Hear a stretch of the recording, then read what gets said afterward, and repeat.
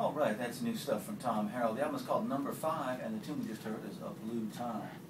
Time is 6 minutes past the hour of 5 o'clock, and I'm visiting with David Lummis. How are you, David? I'm doing just fine, thanks. Congratulations on the new book. Thank you so much.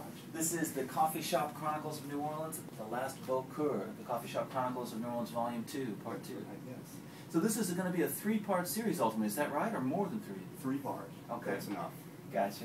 And The Last Beaucoeur, of course it was, I guess it was just maybe 2 years ago the first one came out? Yes, it was 2 years ago.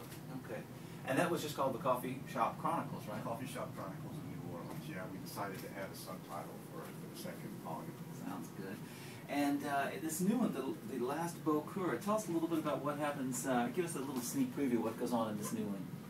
Well, the first part of the book, Book 1, starts out very lighthearted. The premise is that the narrator, B. Semi Singleton, is writing a guidebook to New Orleans coffee shops, but he gets distracted when his friend Catfish Beaucoeur goes missing. And but it's not until the end of Book 1 that Sammy realizes that something is really wrong there. So it's in Book 2 where Sammy actually physically goes looking for Catfish. And I won't tell you whether he finds him or not, but it leads him into all sorts of territory. I'm sure. And this all happens right before Katrina, is that right? Yes, it is. This book 2 is taking place all during one day, which is on August 26th, which is 3 days before Katrina struck. Oh, boy. 2005, of course. So he's out looking for his friend right before everything gets... The hurricane is on its way. It's sort of becomes sort of a metaphor for what's taking place in Sammy's own life. There's this whole swirl going on, including with not just with Catfish, but with his own personal issues. I see. Wow. And now there's a bunch of events we should note for where people can get the book and signings and so on. There's an event, in fact, this Thursday. That's right, at Octavia Books. We're really happy to be doing an Uptown launch party there. Mm-hmm. And then we have another event coming up in December, which is going to be at the New Orleans Museum of Art. And there I'll be reading with another local author, Michael Zell, who's come out with a new book called Errata. We've got a little plug for him. All right, fantastic. And I see on Monday the 24th there's a discussion, a writers group discussion over at the Jefferson Parish East Bank Regional Library. That's right. That's organized by Chris Smith. He puts together wonderful events. So we're going to be talking about sort of blending fact and fiction in that workshop. Wow. Lots of stuff going on around the book. I see the Black Widow Salon will be talking about it at Crescent City Books. And again, you mentioned the reading on the 14th of December out there at the New Orleans Museum of Art.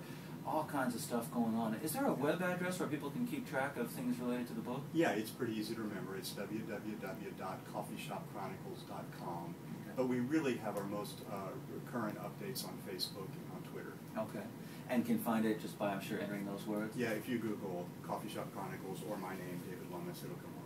Fantastic. People can get this book all over town, I'm assuming, right? Yeah, it's all over. It's in pretty much all of the major bookshops around town. Of course, it's also available online. Fantastic. And this book is, I mean, the first volume was known to be kind of funny, but it gets a little more serious in volume 2, right? That's right. Well, actually, book 1 takes a very serious turn in its final chapter.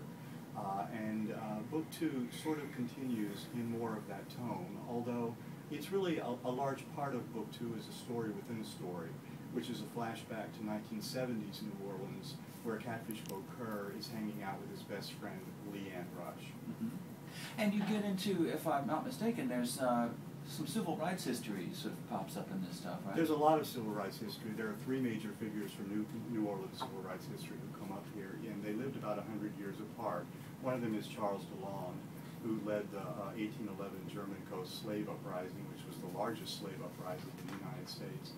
Then there's Robert Charles, who was a very tragic figure around the turn of around 1900 and sparked a huge race riot in New Orleans. And then the third figure, some of us may have actually lived through this. This was Mark Essex in 1972, who sort of waged his own war against the NOPD from atop the Howard Johnsons in downtown New Orleans. So those 3 figures are sort of juxtaposed.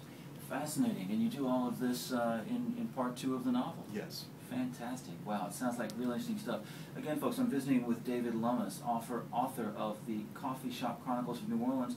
Part 2 has just been released. It's called The Last Beaucoeur. You can pick it up all over town.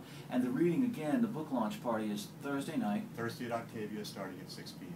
Fantastic. Again, David, congratulations on this beautiful new book. I can't wait to dip into it, and I'm sure you'll have a great time at these events. Thank you so much for having us. Thanks. Well, be sure to come back when Volume 3 is out. Okay. How soon can we look for Volume 3? Hopefully it won't be 2 years. Hopefully about a year from now. Wow. And it'll be a great trilogy. I look forward to checking it out. Thank you. Thanks again for coming by, David My pleasure. Lummis, folks, at WWOZ 90.7 FM, New Orleans.